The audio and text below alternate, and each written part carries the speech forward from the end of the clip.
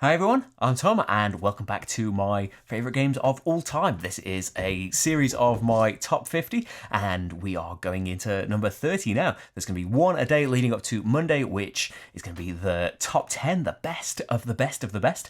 And it's also going to coincide with the launch of my Patreon campaign, which, yeah, I'm bit nervous about, but yeah, hopefully it is going to be great. And if you like the channel, you like the playthroughs and any of the various things that I do and would like to help me keep doing it and support the channel, I would very much appreciate you checking out the Patreon page. It will be linked somewhere from Monday. For now though, let's get on to some more games. I've realised I've had number 30 sat next to me. I'm supposed to have it off screen and then bring it up for this big surprise. Number 30 is Glass Road by Uwe Rosenberg. Second one so far, I think. Spoilers, is going to be at least another one. So Glass Road is a game all about making glass and bricks and things, but there are a couple of things that set this game apart that I wish now I had already gotten out of the box before I started talking about it. Bear with me.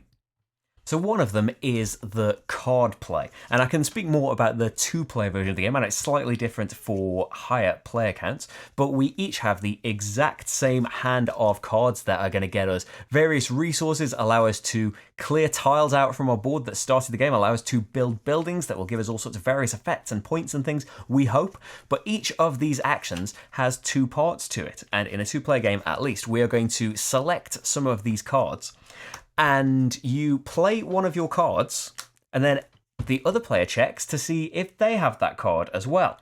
If nobody has got that card, you get to do both parts of the card. You get both actions in one.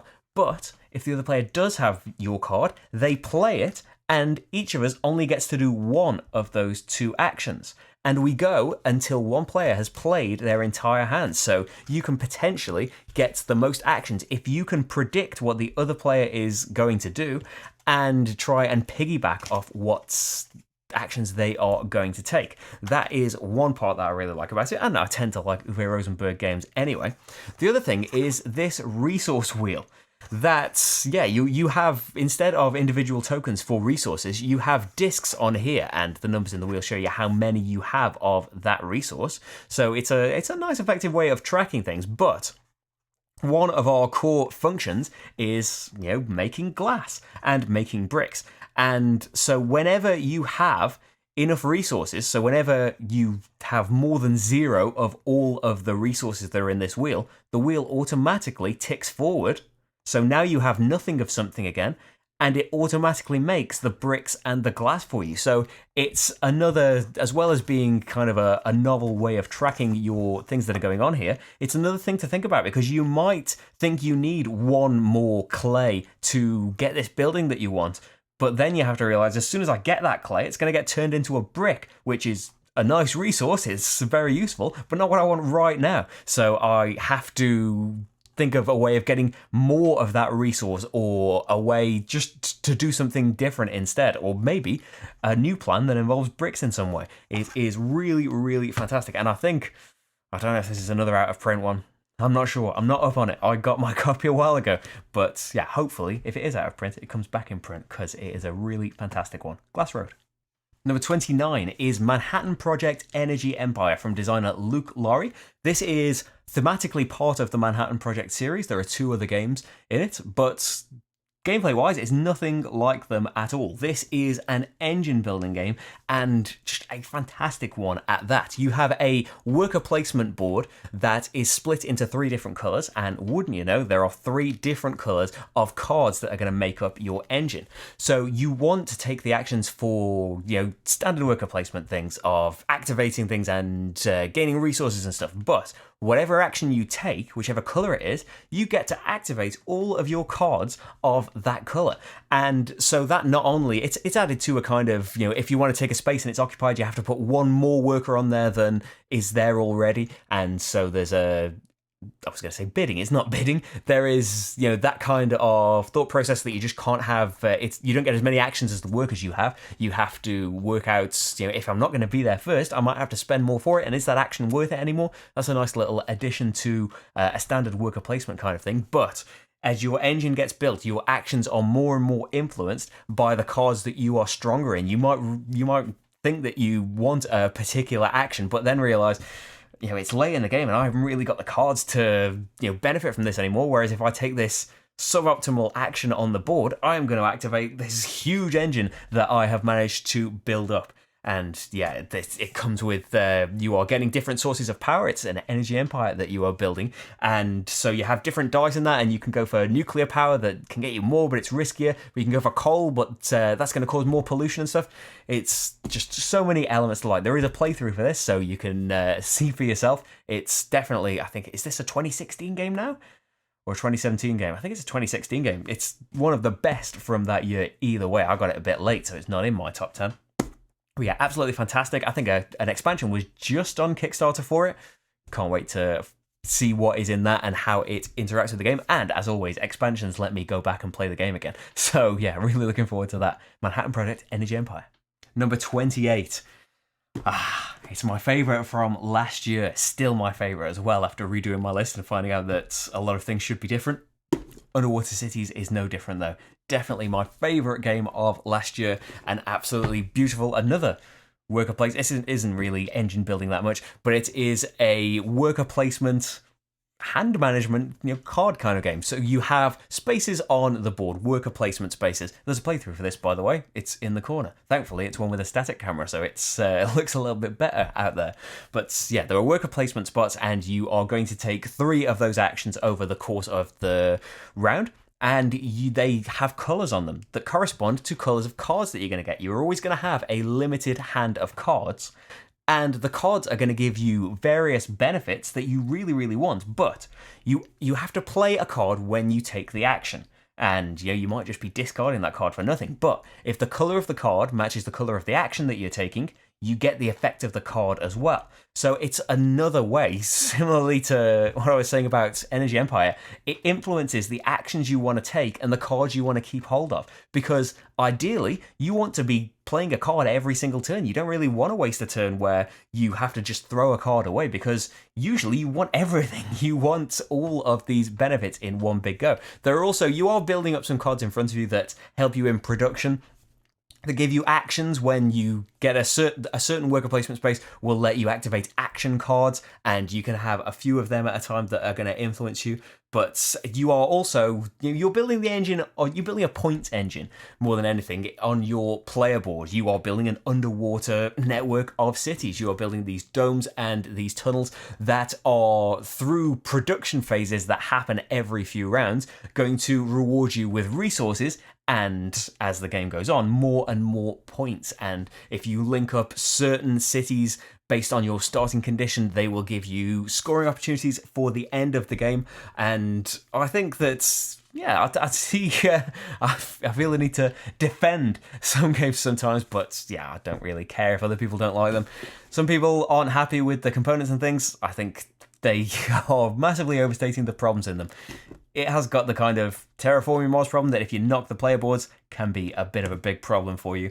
But criticism of the art and stuff, I really like the art style in this. It's got some really kooky things. I don't know if I showed them in the first impressions. I definitely showed them in the playthrough. There's like an Uncle Sam I Want You poster, but he's wearing a great big diving outfit and stuff. It's got, not in every card, but it's got a nice quirky sense of humour to it that I really enjoy. But regardless of any art or production or anything, the game itself is what makes Underwater Cities so beautiful. But you can check out my playthrough to see more about it. Number 27 is Santa Maria from Aporta Games. There are a couple of playthroughs for this and an overview of the expansion that adds a load of different modules to it. At its core, this is a game where we are trying to develop our individual areas on our player board by getting Tetris shapes to fit on it. That's not the main focus of the game though. We are trying to get more and more action spaces on our player boards. And then we can, as well as spending actions to take these things, we can draft dice. We're going to get a couple of dice per round. And once we progress on certain tracks, we'll get extra ones. But our dice activate columns of our player board. So if I draft a 3, then I will get to activate every action space I've managed to get in my 3 column. And the dice that you can get later on are special blue dice that work in the rows instead. So it adds this thing of not only are you trying to complete rows and have big areas, have big roads full of loads of citizens for scoring at the end of the game, that kind of stuff. You are also trying to build up as fast as you can these rows and columns, and you can also spend coins as well just to activate certain buildings. But each building, it ends up with dice on them, they end up with coins on them, so they can't be activated again. So it's a really beautiful puzzle of, where am I going to group these things up? When am I going to draft the dice? Is because, I can keep working on it. If I've got the resources, I can keep getting these Tetris tiles. But then if you draft the number that I've been working towards, and you probably will once you see all of these things going in there, and now all that's left is a 6, I can pay resources to adjust the die down, but that's going to cost me a fortune, whereas if I had just done it a bit sooner, maybe the die would have been available there. Dice drafting works so beautifully in a lot of games anyway, and combined with the spatial element of placing all of these various action spaces and the effect that the dice drafting has in activating rows and columns of your player board, it works together so beautifully. And the expansion, go and look at my overview video for how many things that added. It added a way for one player to play a completely different version of the game against everybody else as well. Yeah, loads and loads to it. Absolutely love Santa Maria. Number 26, another fairly newcomer to the list, and certainly one of the craziest boxes, the longest box surely, is Middara, or to give it its full name, Middara Unintentional Malum Act 1. What do you call it Middara though? That's better, I think. This is, maybe surprisingly for how much I've come out against some of these types of games in the past, this is primarily a dice-chucking dungeon crawl game. And so, yeah, after, if you've seen some of my videos railing against, roll to resolve and stuff in games, what is this doing on here, and how is it so high? Well, I think that one thing for Rachel and I, we are great big fans of, certainly we are both fans of the classic Final Fantasy games. When I say classic, I don't mean the really old ones, I mean the 7, 8, 9, 10 era. And those games, if you're not familiar, are role-playing games that are very heavy on story. That is the main reason that we love those games. We enjoy the battling and stuff and leveling up our characters and all sorts of stuff that you do in RPGs, but it is the world and the story and stuff that is probably the main hook into that world. And while we are being a little bit flippant and bending the truth a little bit, we have been thinking of this as Final Fantasy the board game. While, characters, worlds and everything vastly different, and we are, as I mentioned, we're playing a dice-chucking dungeon crawl to get into this story. I do really enjoy the gameplay in this, and maybe I am forgiving, elements that I don't usually like, because I am so invested in the characters in the world of this. This is a scenario-based game. The ridiculous size of the box probably gives you some idea as to the stuff that's in this. It's full of miniatures and stuff that usually I'm not bothered about. I've been painting miniatures for this. I haven't painted miniatures for 10 years or something. But also, it's a scenario-based game, right? Look at this scenario book. It's a textbook. It is ridiculous, and it's got a huge number of scenarios in there, but the main thing that is making this book so huge is the text that is in it, the amount of story that is in there. It really gets into that. It's like a novel in places, in how much detail it's giving you in describing the situations, what the characters are going through. We've played through one chapter of this. That's not just one scenario, that's a lot of scenarios. We played it solidly for a good month at least, and it's one of those games where we've stopped playing it, and I really, really desperately want to get back to it. I don't want it to fall by the wayside like often happens with us, but yeah, one thing to know before I keep praising it, there is an audiobook app for the scenario text, and not always, but there have been times where we've been sitting there for 20, 30 minutes in between scenarios while we get to the next part of the game, while we hear all of this story and hear what is happening. That isn't to say that we aren't, doing anything in this story in terms of the gameplay itself, but I can easily understand why people would be put off by that sheer amount of it. There is, though, On their website, the publisher, Succubus Publishing, they've got a Cliff Notes version of it, so you can just have bullet points and stuff.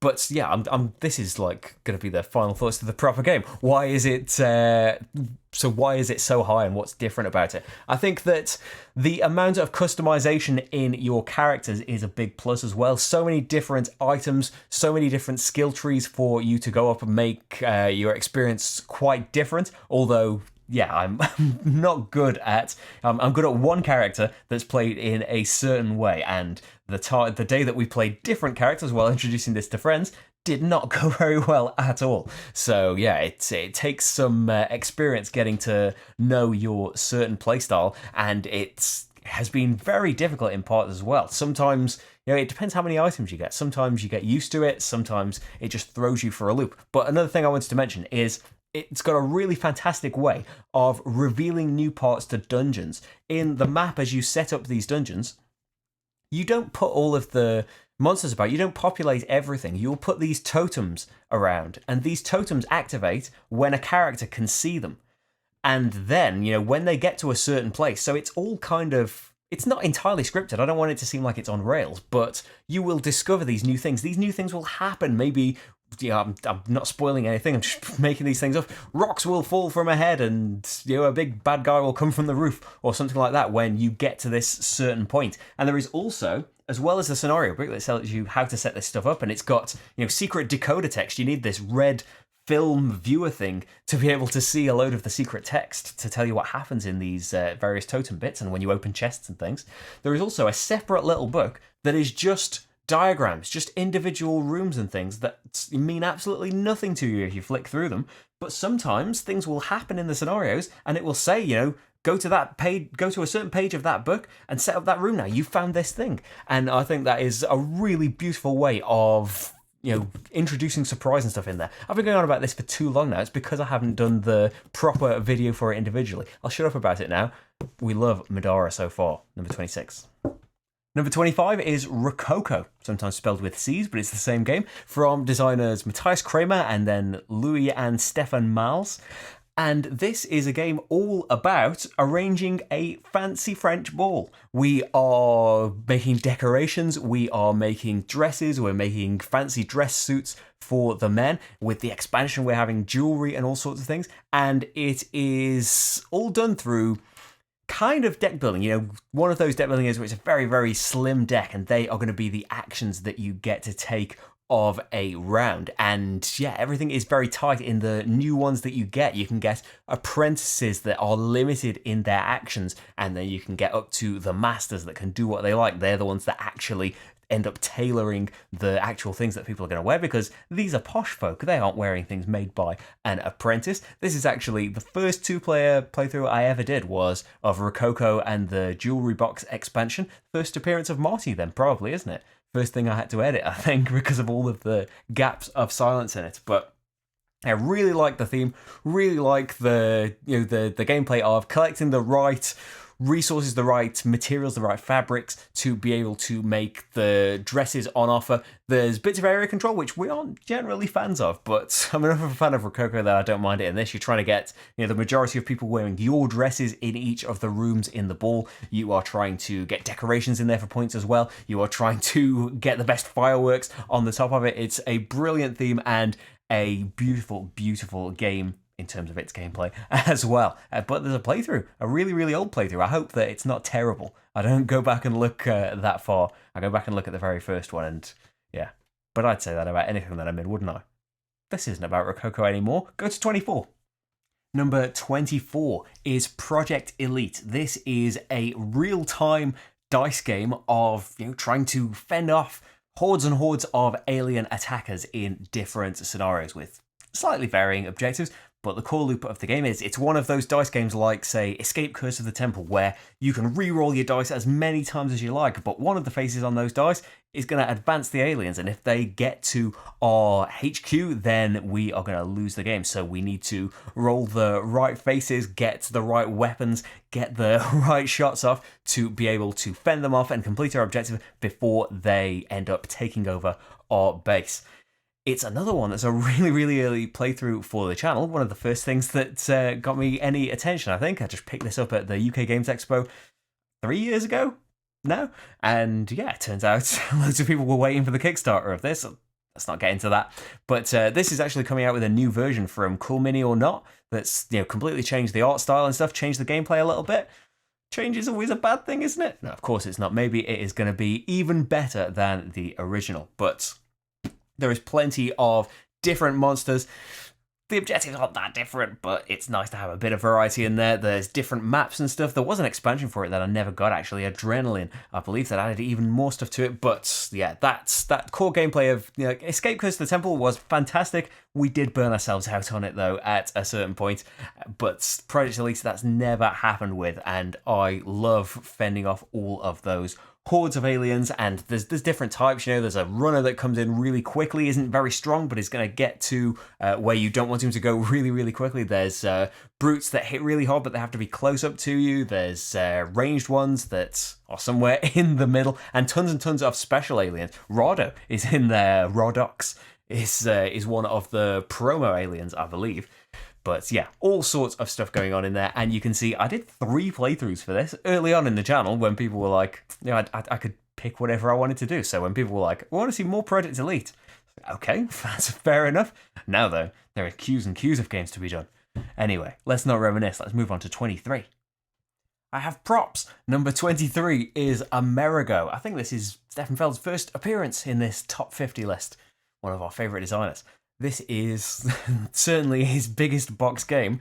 This is Amerigo, and it's a game of, we have a randomly generated map at the start of the game, and we are going to be trying to discover the various islands on that map, harvest the resources, get some of our buildings down to get the most points. But the most interesting part of the game has to be this cube tower.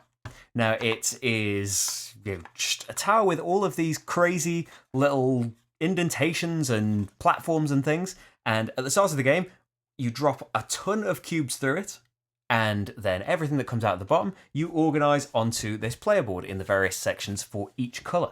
In every round there is a phase for each of these colors, so starting with blue, which is the shipping action, we grab all of the blue cubes from here, we drop them in the cube tower, and everything that comes out, because of all of these these protrusions and things, a lot of cubes are going to get stuck in there. And then when you drop more in, some of those will get lodged in and dislodge some other ones. So you'll get a nice assortment of stuff coming out there.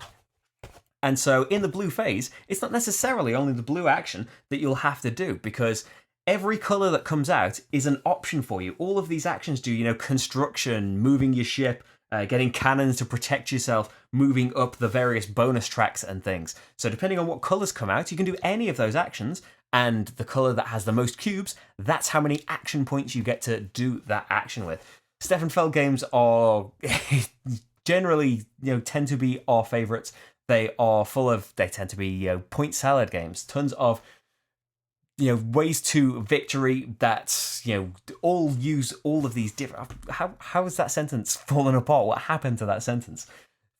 Full of different ways to victory that use all of these actions together in a beautiful way. You've usually got going up this bonus track can get you different access to different actions. You get special tiles that will boost different actions. There are the cannons, as I mentioned. You don't really know how many cannons you'll need to defend yourself against, and you'll lose points if you can't defend yourself the most. But definitely above everything else, the main draw is the novelty of the cube tower. Everyone that's playing generally wants to be the person dropping the cubes in there. But also, aside from the novelty, the choice and the different way it offers you a choice of actions and the number of action points you're going to get based on what comes out of this tower. Just a beautiful, beautiful game, Amerigo.